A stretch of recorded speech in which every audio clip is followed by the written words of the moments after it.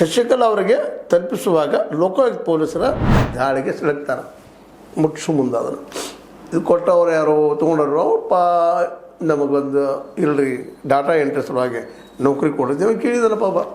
ಕೇಳಿದಾಗ ತನಗೆ ಆಗ್ತೈತಪ್ಪ ಅಂತಂದ್ರೆ ಆಗ್ತದಪ್ಪ ಅಂತ ಹೇಳ್ಬೇಕು.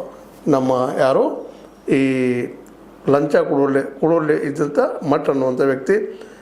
ಆದರೆ ಆ ವಿಷಯದಲ್ಲಿ ಗುತ್ತಿಗೆ ಅದನ್ನು ಡಾಟಾ ಎಂಟ್ರಿ ಸಲುವಾಗಿ ಶಿವಲಿಂಗ ಕೇಳಿದಾಗ ಆಗ ಈ ನಮ್ಮ ತಹಶೀಲ್ದಾರರು ಶಶಿಕಲಾ ಅವರು ಅವ್ರ ಕಡೆ ಡಿಮಾಂಡ್ ಮಾಡ್ತಾರೆ 1,00,000 ಡಾಟಾ ಎಂಟ್ರಿ.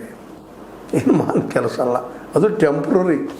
ಇನ್ನು ಪರ್ಮನೆಂಟ್ ಆದ್ರೆ ಈಗಾರಿಗೆ ಇಂತ ಆರೋಪ ಸಾಕಷ್ಟು ಇದಾವೆ ರೀ. 10 ಲಕ್ಷ 20 ಲಕ್ಷ 50 ಲಕ್ಷ ಕೋಟು ಅಷ್ಟು ಕಮಿಷನ್ ಕೋಟಿ ಗಂಟೆ ಮಾತಾಡ್ತಾರೆ.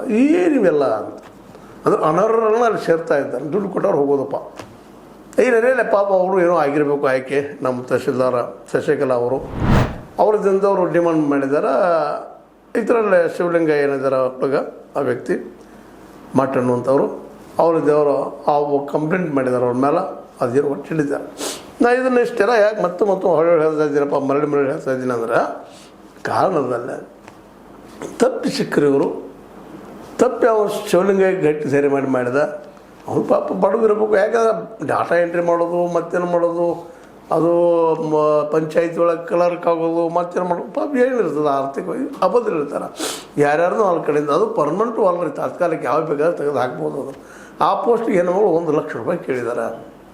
ಸ್ವತಂತ್ರವಾದ ಮೀಡಿಯಾಗೆ ಬೇಕಾಗಿರುವುದು ಸ್ವತಂತ್ರ ಧ್ವನಿ. ಆ ಸ್ವತಂತ್ರ ಧ್ವನಿ ಉಳಿಸಲು ನೀವು ಮಾಡಬೇಕಾದದ್ದು ಇಷ್ಟೇ. ಅದೇನಪ್ಪಾ ಅಂತಂತಂದ್ರೆ ನಿಮ್ಮ ಕೈಲಾದಷ್ಟು ಸಹಾಯ ಈ ಚಾನಲ್ಗೆ ಮಾಡಿ ಹಾಗೂ ನಿಮ್ಮ ಧ್ವನಿಯನ್ನು ಕಾಪಾಡಿಕೊಳ್ಳಿ. ಈ ಕೇಳಿದ್ದ ಇಲ್ಲಿ ಕೊಡದೇ ಇದ್ರೆ ಆಗುವುದಿಲ್ಲ. ಮತ್ತು ಎಲ್ಲ ಕಡೆ ಹಂಗಾದ್ರೆ ಇದು ಒಂದೇ ಅಲ್ಲ. ಮೊನ್ನೆ ಲೋಕಾಯುಕ್ತ ಹೇಳಿದ್ರೆ 36 ಕೋಟಿ 39 ಕೋಟಿ ರೂಪಾಯಿ ಸಂಗ್ರಹ ಮಾಡಿದ್ದೆ ಎಲ್ಲರ ಕಡೆಯಿಂದ. ಎಲ್ಲಿ ಹೋದ್ರೆ ದುಡ್ಡು ತೊಗೊಳ್ಳೋದು ಮಾಡೋದಿಲ್ಲ ಅಧಿಕಾರಿಗಳು. ಅದಕ್ಕಾಗಿ ಈ ಒಂದು ಶಿಕ್ಷೆ ಏನದ ಇದು ಒಬ್ಬರಿಗೆ ಅಂತಲ್ಲ, ಇದು ಭಾಳ ಜನರಿಗೆ ಆಗ್ಬೇಕಾಯ್ತು. ಅದರಲ್ಲೂ